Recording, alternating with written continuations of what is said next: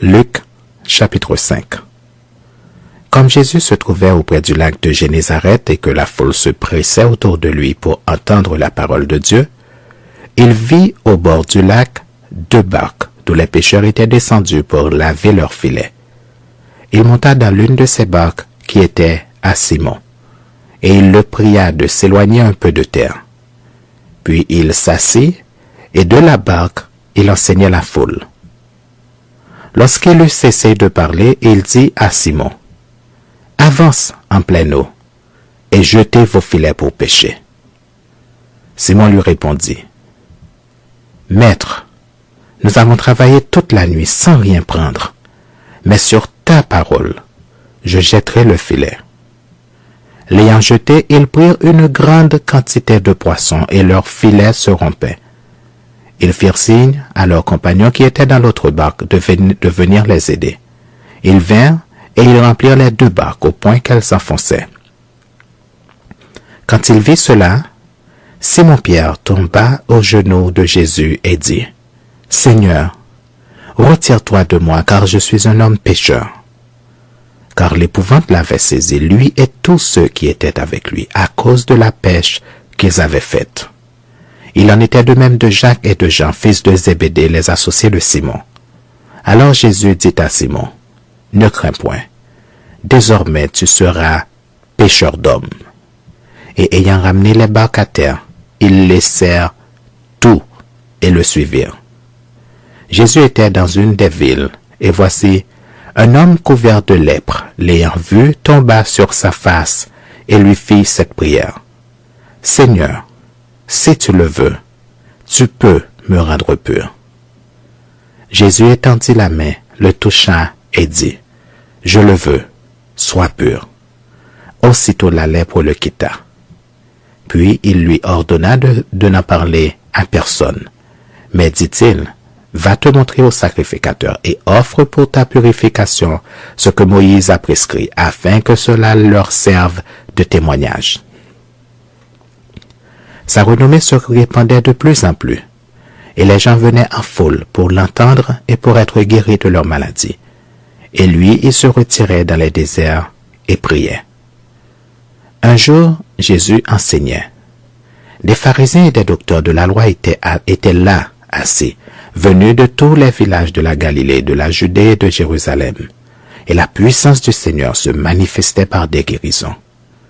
Et voici, des gens portant sur un lit un homme qui était paralytique, cherchaient à le faire entrer et à le placer sous ses regards. Comme ils ne savaient par où l'introduire à cause de la foule, ils montèrent sur le toit et ils le descendirent par une ouverture avec son lit au milieu de l'assemblée devant Jésus. Voyant leur foi, Jésus dit, « Homme, tes péchés te sont pardonnés. » Les scribes et les pharisiens se mirent à raisonner et à dire, « Qui est celui-ci qui profère des blasphèmes? Qui peut pardonner les péchés si ce n'est Dieu seul? » Jésus, connaissant leurs pensées, prit la parole et leur dit, « Quelle pensée avez-vous dans vos cœurs? Lequel est le plus aisé de dire, « Tes péchés te sont pardonnés » ou de dire, « Lève-toi et marche » ? Or, afin que vous sachiez que le Fils de l'homme a sur la terre le pouvoir de pardonner les péchés, je te l'ordonne, dit-il au paralytique, « Lève-toi, prends ton lit et va dans ta maison. » Et à l'instant, il se leva en leur présence, prit le lit sur lequel il était couché et s'en alla dans sa maison, glorifiant Dieu. Tous étaient dans l'étonnement et glorifiaient Dieu.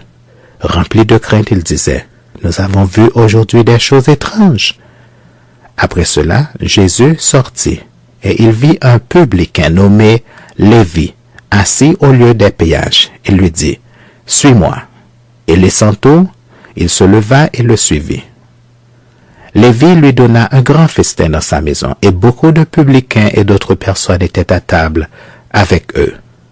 Les pharisiens et les scribes murmurèrent et dirent à ses disciples, « Pourquoi mangez-vous et buvez-vous avec les publicains et les gens de mauvaise vie? » Jésus, prenant la parole, leur dit, « Ce ne sont pas ceux qui se portent bien qui ont besoin de médecins, mais les malades.